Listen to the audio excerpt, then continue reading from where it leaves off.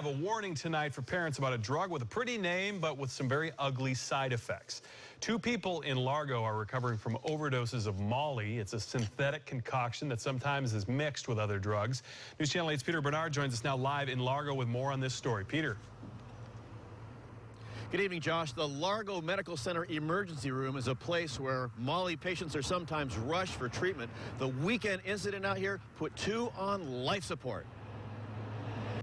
Don't let the pretty name fool you. Molly is serious stuff. It's slang for molecular. It also goes by ecstasy or MDMA. It's a very dangerous drug, and one of the biggest problems with it is that a lot of times when these individuals are taking the drug, it's not actually what they think they're taking. The weekend Largo Molly overdoses point to the need for parents to be vigilant to guard against a similar incident. I think as a parent, if you notice changes in your child with who they're hanging out with, and then you notice that your child isn't sleeping or going out and seems to be staying up most of the night, that would be the first sign. A Molly overdose can lead to dehydration, increased body temperature, kidney failure, anxiety, and confusion. Kids need to be aware that it's like playing Russian roulette.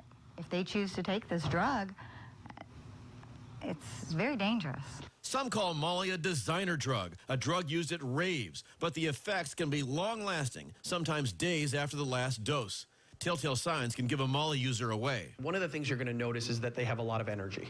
There's going to be rapid speech. They're not going to be sleeping very well. They're going to have very quick movements, things like that. Jaw clenching, sweating, violent behavior, bizarre behavior, panic attacks. In the Largo Molly overdoses, police believe the users knew each other, so they may have taken the drug from the same batch. But that doesn't mean it was the same dosage each time, as it's often made in overseas labs with no oversight and no quality control. Users don't know what they're getting because the drug is cut with all kinds of chemical compounds and even drugs like heroin.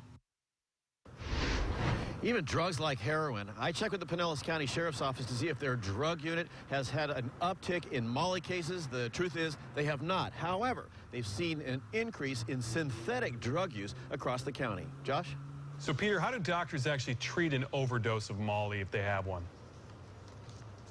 And that's the bad news, Josh. There really isn't a decent test to detect exactly what they took. So essentially, they treat the symptoms and let the body get rid of the poisons. It's the only way to do it. Tough situation there. All right, Peter, thanks so much for that report.